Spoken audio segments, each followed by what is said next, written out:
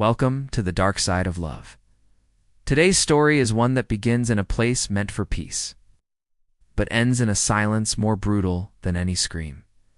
I had no idea our 9-year anniversary would become the moment that changed everything. We were supposed to be celebrating our love rekindling, something that had quietly slipped through the cracks of everyday life. She even used that exact word with this oddly enthusiastic tone, like she was reading it from a self-help blog. We need a reset, Andrew. Just us. Somewhere quiet. She found a boutique resort tucked between cliffs and vineyards, the kind of place honeymooners flock to with champagne and rose petals waiting on the bed. A place where time slows down and nothing exists beyond each other. From the outside, it looked like a dream, the scent of salt in the air. Ocean views that melted into lavender-colored skies. Mornings with fresh fruit and cappuccinos delivered to our balcony. Candlelit dinners on the terrace. It was almost perfect, almost because the woman sitting across from me wasn't really there. She smiled. She nodded. She even laughed once or twice. But she wasn't present, not really. Her eyes never fully settled on me. Her attention flickered like a broken signal, and her phone was never out of reach. It buzzed like a heartbeat. A heartbeat. That didn't belong to us. Every time it lit up, she'd glance at it like it was more important than whatever moment we were in. Whether I was talking about the wine or teasing her about how she still managed to overpack for a 3-day trip, she wasn't listening. She was waiting. I asked her once half-jokingly, "Work stuff?" She nodded a little too quickly. "Yeah, just chaos at the office. I'm sorry. I'm here, I promise." I believed her because I wanted to believe her. That first night, she claimed she was exhausted from the drive, said she just needed to sleep. Off the tension? The second night, a migraine, said the wine was too sweet. "I'll take a bath," she whispered, disappearing for hours. The third night. She told me she booked herself a massage at the resort spa. "Deep tissue," she said, throwing her hair into a ponytail. "I've been so tense. You should nap or read. I'll be back in 2 hours." I remember nodding, pouring myself a drink from the minibar, and sinking into the oversized armchair by the window. I scrolled through nothing on my phone, just idly flicking, not even seeing. That's when I noticed her tablet. It was still open on the coffee table, unattended, and then it happened. A notification lit up the screen. Cut to black screen, slow dramatic music begins. "Miss you already." Same place tonight. I didn't mean to snoop, not at first, but that preview felt like a punch. My eyes scanned it once, twice, like maybe I'd misunderstood. I swiped the screen, and that's when the floodgates opened. Scene 2, the discovery there, was an entire message thread labeled Leo. Not work, not HR, not book club. Just Leo.dozens-no, hundreds of texts. Some were simple.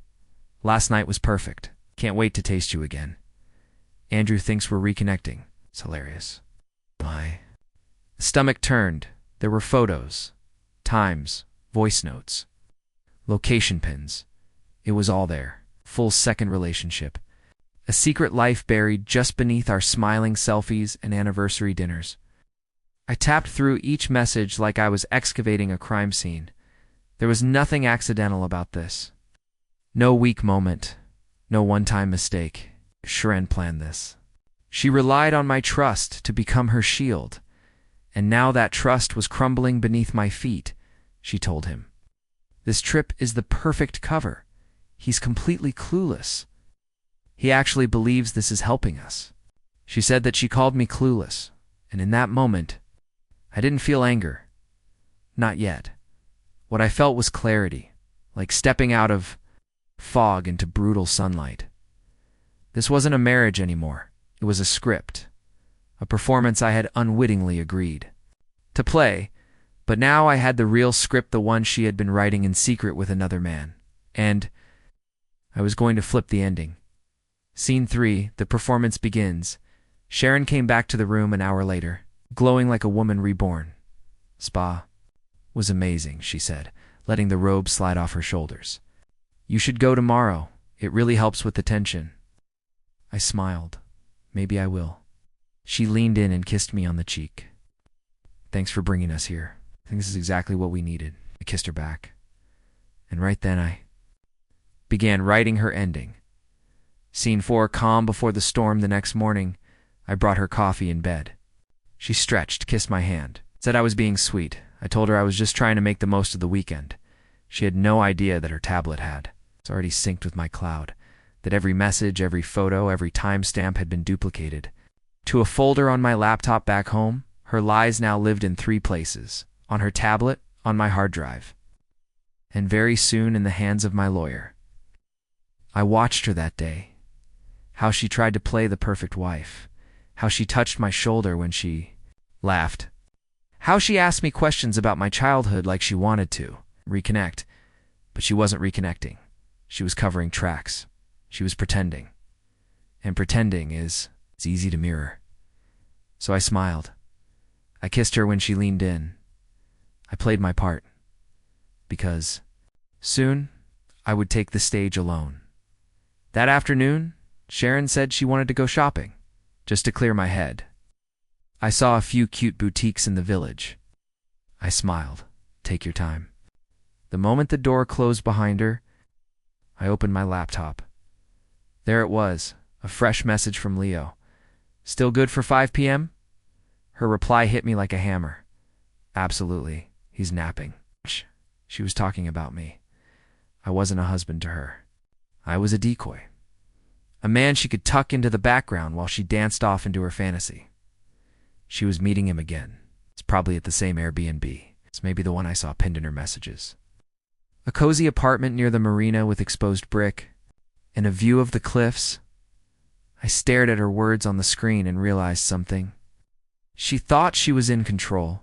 She thought I was blind, but I had already started laying down the quiet, invisible bricks of my escape.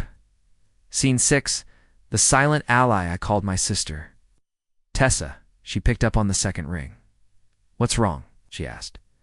Tessa knew my voice too well to fall for small talk. Sharon's cheating, I said plainly.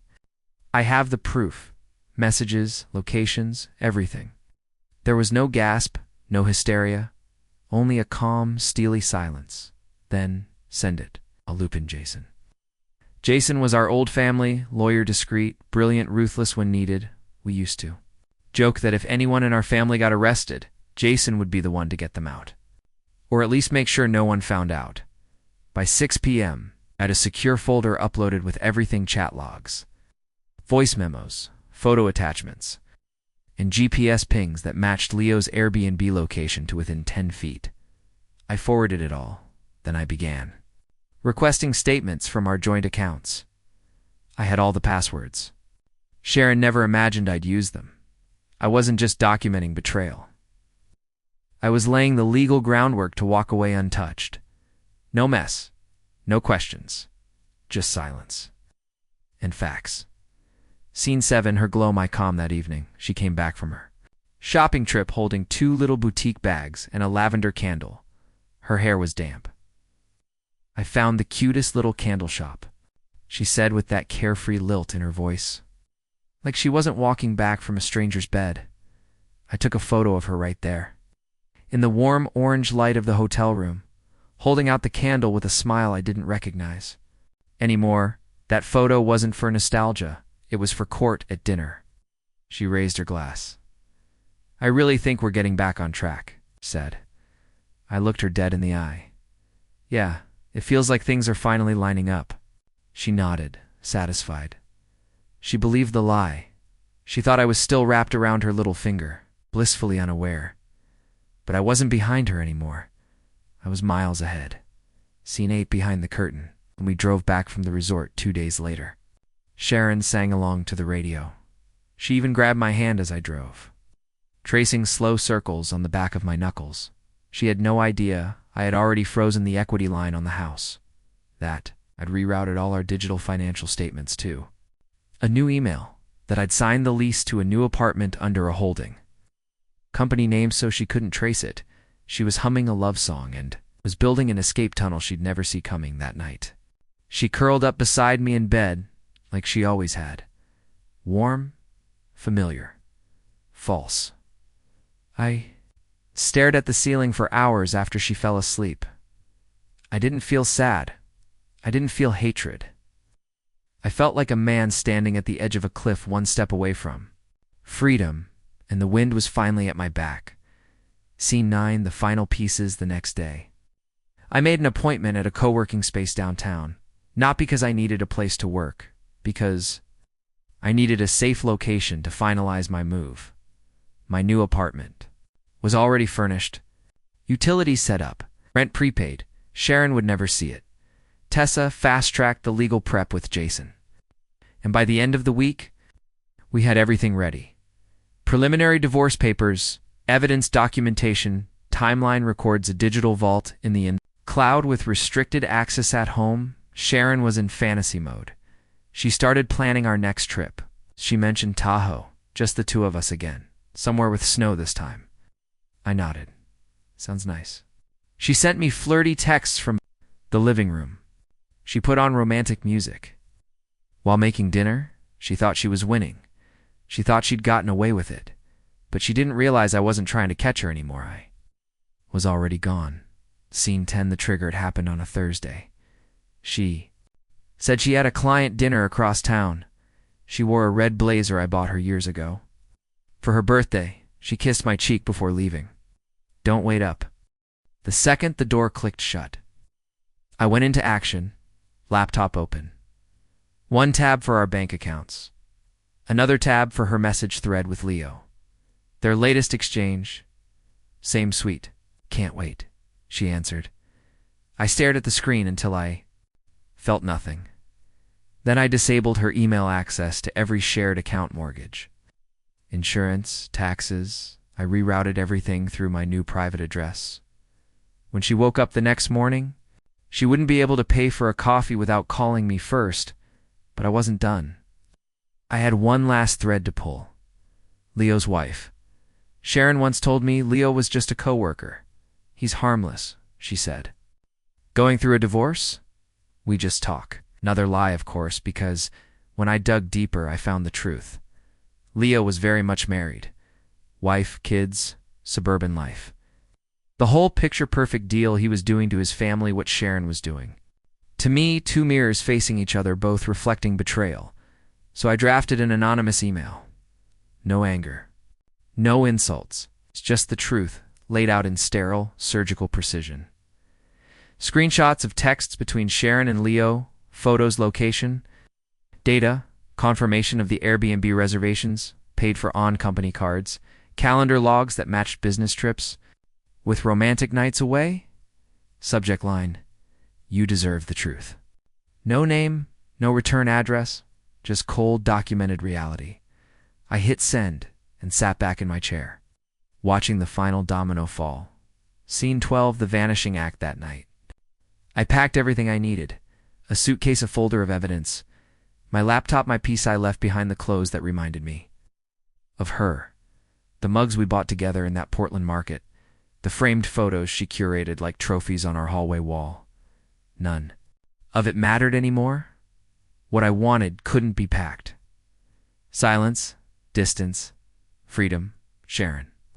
Started calling around 11 p.m. At first it was casual. Hey babe, the card got declined. Can you check? Then it turned frantic. Andrew, where are you?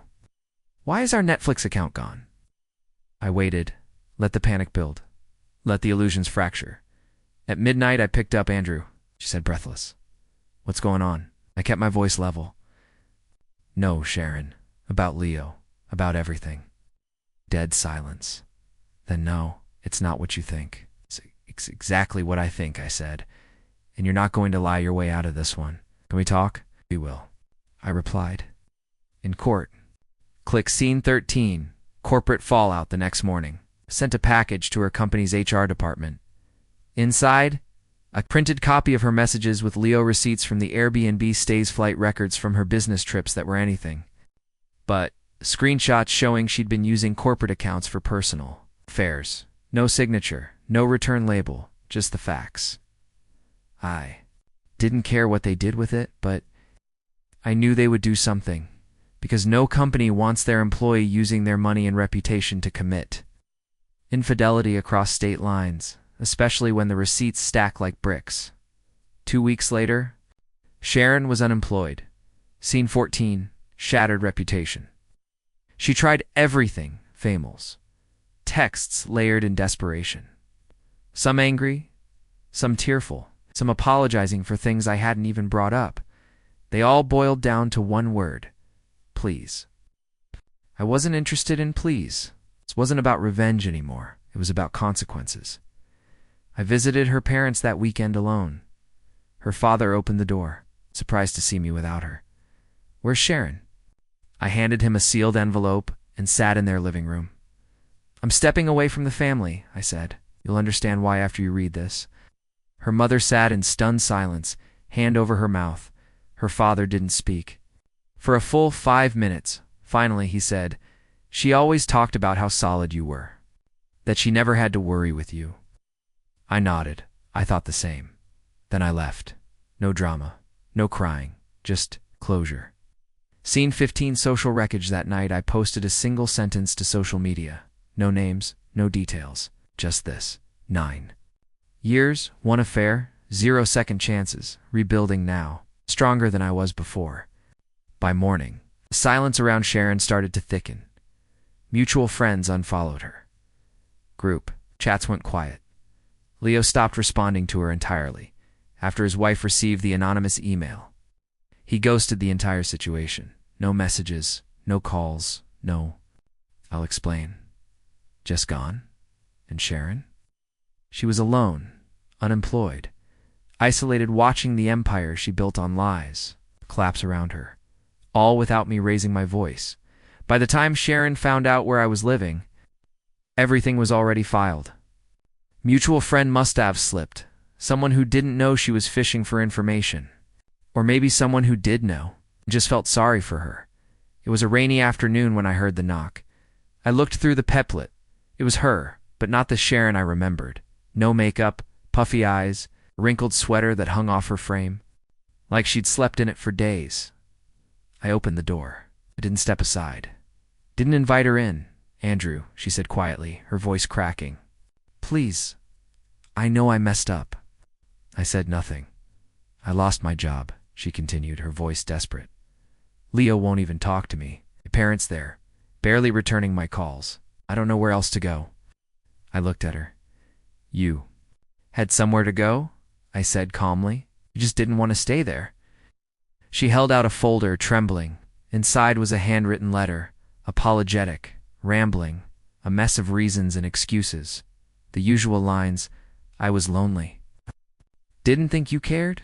It just happened." But near the end was a line that made me stop. "I found out a week ago I was pregnant. It was yours." I looked up at her. She blinked quickly, eyes red. A few days later I started bleeding. I went to urgent care. They said it was a miscarriage. Stress? Maybe. I don't know. But I needed you to know it wasn't Leo's. I folded the letter, handed it back to her. "You think that changes what you did?" She shook her head. "No, but maybe it changes how you remember me." I looked at her long and hard. "You lied. You cheated. You used our marriage like a shield while you built something in secret. You didn't just break a promise, Sharon. You destroyed the ground it stood on." And right there, in the doorway of the life she destroyed, Sharon dropped to the floor. She cried. Not the loud, dramatic sobs of someone trying to earn sympathy, but the slow, quiet grief of a person finally realizing what they've done and what can't be undone. I didn't comfort her. I didn't offer her a tissue. I just stood there and watched the consequences unfold. Scene 17, the end of everything that weekend. Jason filed the final documents, our prenups, something she, once mocked as paranoid, became my shield. Because of the infidelity clause, she walked away with nothing. No alimony, no assets. I kept the house, the accounts, the car. She got a few boxes of clothes and silence. I never asked what happened to Leo. Tessa told me he got quietly transferred to another branch corporate. Damage control. Sharon tried texting a few more times after that, once to say she was sorry again, once to say she hoped I was okay. once just to send a song we used to dance to in the kitchen. I didn't reply. Not out of hate, but because there was simply nothing left to say. Scene 18, the years without her. 2 years passed, not a word between us. I rebuilt slowly. Morning workouts, long runs, coffee at the same quiet spot every Sunday. I kept my circle small, let peace settle into the corners of my life. I started sleeping better, breathing easier. The nightmares stopped. So did the habits I didn't realize were trauma responses, checking her phone bill, wondering where she really was, guarding myself. My new apartment was modest, clean. I filled it with things I love, nothing shared, nothing compromised. It wasn't just a space. It was a boundary, a declaration. I am mine again. Scene 19. One final glimpse one Saturday. I was cutting through a downtown arts fair when I saw her, standing beneath a tent labeled Real Estate Pros of Marin County. Her hair was shorter, a navy blazer, name tag tilted slightly. Sharon Miller, client intake. She looked up, saw me. No surprise. Just exhaustion, like seeing a ghost you hoped was real. Andrew, she said quietly. I looked at the brochures in her hand. How's business? She swallowed. Steady. A coworker waved at her. She ignored it. You were right, she finally said. About everything. Truth doesn't need me to defend it, I said. She nodded. I got an apartment near my parents. I work here. Now, I don't drink, I don't lie, I just work. Good, I said. She studied my face, searching for something. Forgiveness, bitterness, a spark of the man she used to know. But I kept it simple. Take care of yourself. I am, she whispered. I wish I had done it sooner. I walked away. Didn't turn back. It was the middle of winter, when I finally opened the last sealed box from our marriage. I had shoved it into a storage closet after moving out. Taped. It shut with duct tape. Marked it in black Sharpie. Sharon, do not open. But healing doesn't mean forgetting. It means confronting what hurts and choosing what to carry forward inside. I found our wedding photo album, a faded anniversary card from year 5, ticket stubs from our Iceland trip, a hotel room key from the boutique resort, our last anniversary together, and, at the bottom, folded into the crease of an old journal, a letter, unstated a month before the affair began. In it, Sharon wrote, sometimes I feel like I'm fading into routine. Like we love each other, but we're on autopilot. I want to feel alive again, not just safe. I don't know how to say this out loud, so I'm writing it instead. I miss the spark. I sat there for a long time, holding that paper. Not angry, not sad, just ... understanding something I hadn't before. She didn't cheat because she didn't love me. She cheated because she didn't know how to love herself without destruction. Because she mistook stability for boredom, loyalty for confinement, safety for weakness, and by the time she realized the difference, the damage was already done. Scene 21, forgiveness is quiet months later. I wrote my own letter I didn't send. It didn't need to. It was for me. Sharon, I forgive you. Not because you asked, not because you deserve it, but because I need space in my life for joy, and rage takes up too much room. You broke something sacred, and still I survived. I became someone you wouldn't recognize now. And that, more than revenge, is what makes me smile. This is goodbye, not bitter. Not broken, just ... done. I folded the letter, which burned it in a ceramic bowl on my balcony, watched the smoke curl upward into the sky like the last breath of a ghost that no longer haunted me. Scene 22, the spark returns. A year after I burned the letter, I met someone. Her name was Clara. She wasn't loud. She wasn't flashy, but she saw me not as a project, not as a trophy, not as a placeholder. She saw the scars and didn't flinch. She asked questions. She listened. And one night, when I told her everything, the affair, the revenge, the pain, she didn't try to fix it. She just held my hand. That night I realized healing isn't loud. It's not always dramatic. Sometimes it's just a quiet conversation on a Tuesday evening with someone. It makes you feel safe in a way. It doesn't make you question your worth. Final scene, the last frame. I still keep one photo from my marriage, not to remember Sharon, but to remember who I was. The man who gave everything in good faith. The man who rebuilt when he had every reason to collapse. The man who chose truth over rage, peace over chaos, dignity over drama. That photo stays on my bookshelf, not as a reminder of what I lost, but of what I refused to become.